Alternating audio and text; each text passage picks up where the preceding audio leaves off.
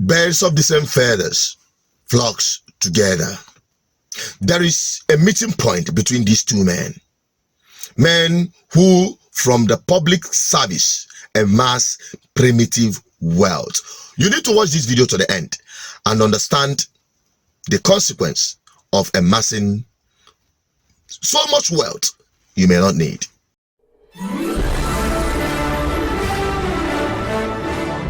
This is BVI Channel 1. You're welcome back again on this platform. We tell you undiluted truth.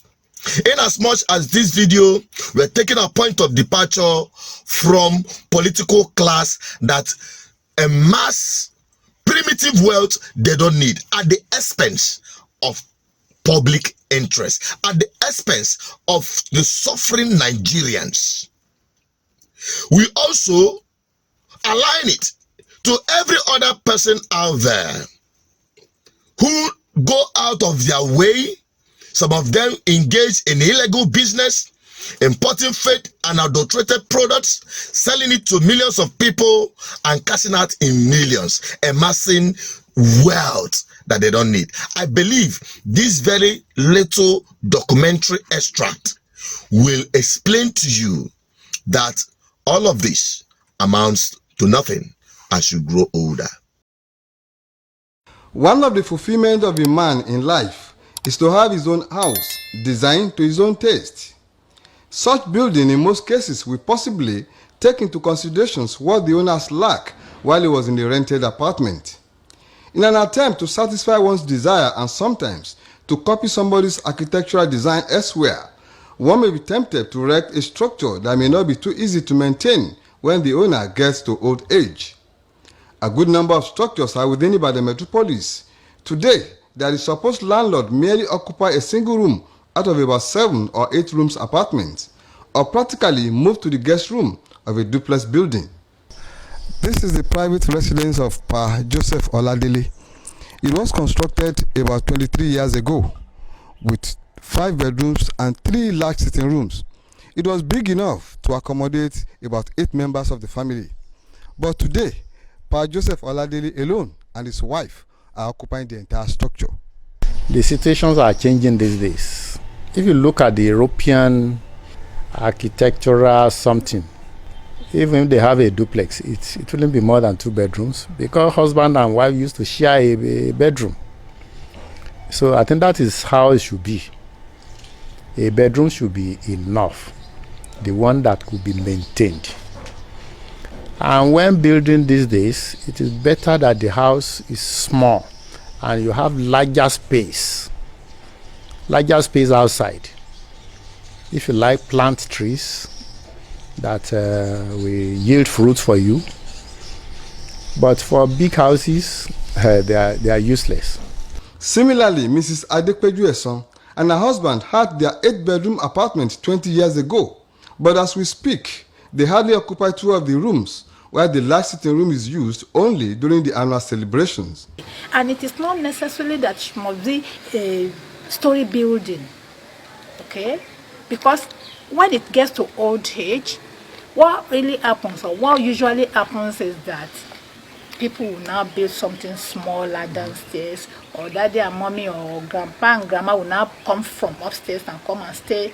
At times, some people will even stay in the ones they call guest room. The idea of erecting a building structure for one's children is old-fashioned, as none of the children of today will be willing to stay in a house designed over 20 years ago.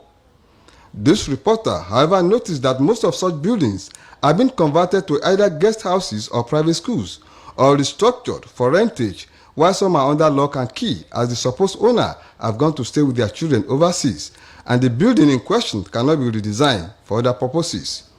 A structural engineer, Adekami Adewale, admonished other potential house owners to always look into the future and construct modest buildings that will be easier to manage later in life. You want to design a building, and you want to have a building shelter, comfortable shelter, that you will be able to maintain their old age, not a place for rats and rodents and reptiles, because the places and the spaces are not utilized. That don't be like the Joneses.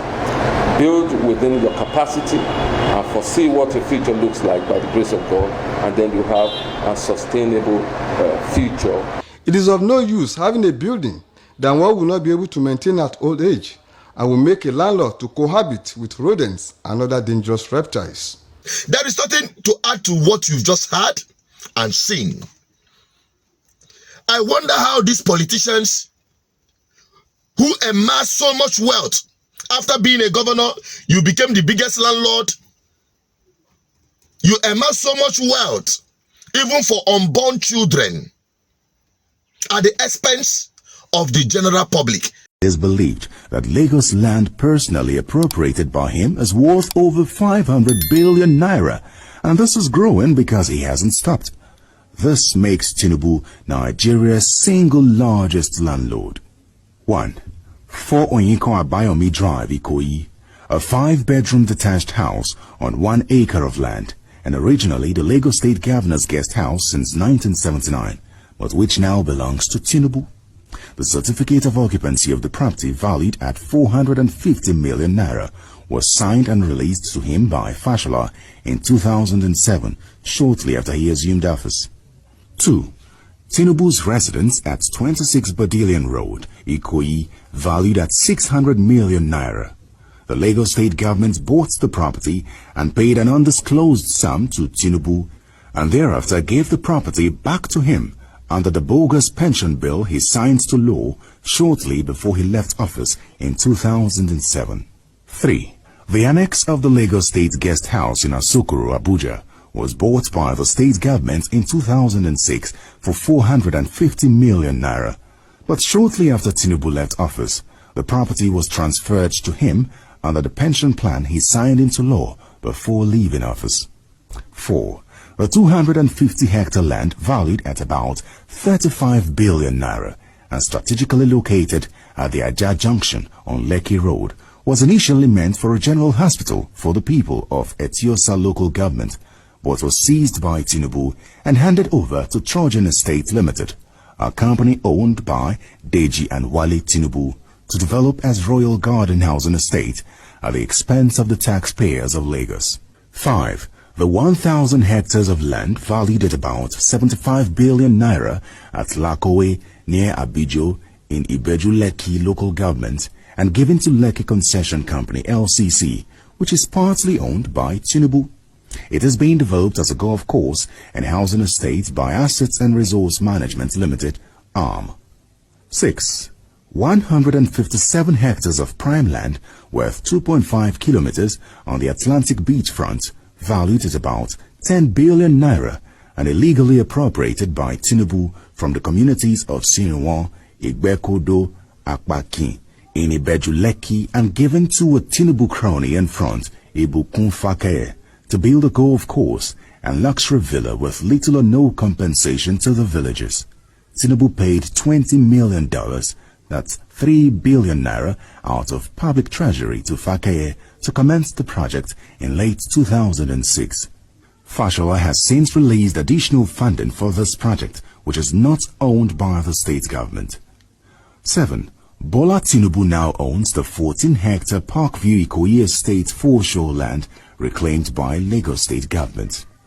8. While in office, he allocated to himself the former Strabag yard beside the Lagos State Secretariat at Alausa, Ikeja. The property has now been developed into a shopping mall, the Ikeja City Mall, that houses ShopRite Ikeja. 9. The choice property at Lekki Ekpe Road, on which he built the multi-billion naira Oriental Hotel and a multi-story car park beside it. In addition is the recreation center by Mobile in Oniru Estate on Lekki Ekpe Road, jointly owned with ARM and Tunji Oloalafe and valued at over 25 billion naira, were obtained without paying a kobo to the Lagos State government. Tinubu, under Fashola's watch, sold the following prime Lagos properties to their personal friend and front, Prince Dipo Eludoi, at very ridiculous prices. The long list continues, and if you want to watch the entire video of how Tinubu amassed properties from Lagos State, go to BVI channel 1 plus. We'll be publishing the video in full. I wonder how you guys do it. and sleep, peacefully. Having the guilt of amassing this wealth at the detriment of the general public. The same is also applicable to every individual out there. Amassing primitive wealth you don't need at the expense of the public. There is nothing wrong to get rich and wealthy. Everyone prays for that. I pray for that too. But I keep saying, any wealth you are amassing or any riches you are getting at the detriment of other people is a curse. Write it down somewhere. It is a curse. Not just on you, but on the generations after you.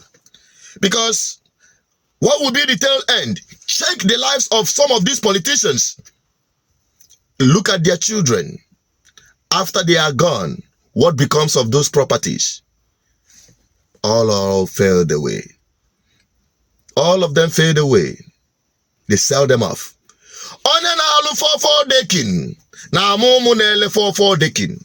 It is not just about constructing 4-story buildings everywhere and making the brain of your children lazy. And at the end of the day, those properties will all be sold out as worthless properties because you've ended up growing children that you've amassed. You believe they shouldn't work, they shouldn't do anything, they should just come to this world and be eating and exploring, enjoying themselves, dulling their brains. You will be the victims of your own mischief. And that is the essence of this video. Not just about the politicians, but also we as the general public, as the people.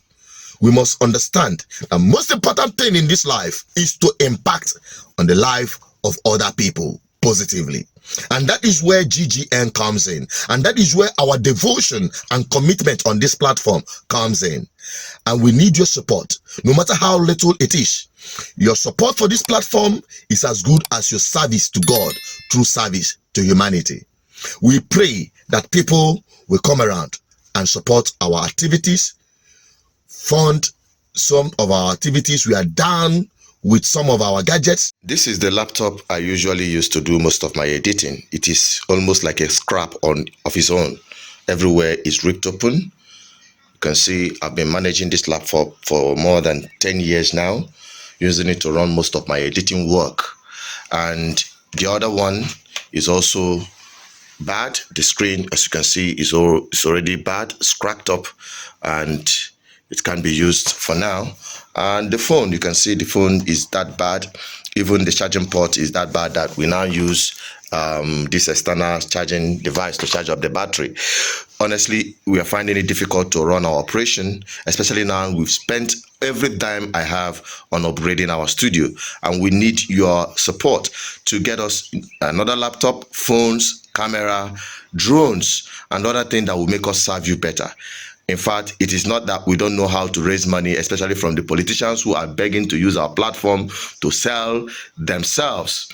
But we can't sell the voice of the people. That's why we're reaching out to you. Whatever you can do for us to procure a new laptop, phones, drones, gadgets that will enable us serve you better, please do that, as according you are serving God through service to humanity, because all we do is for the public interest. So call up our numbers 08104545533 or 08104207522.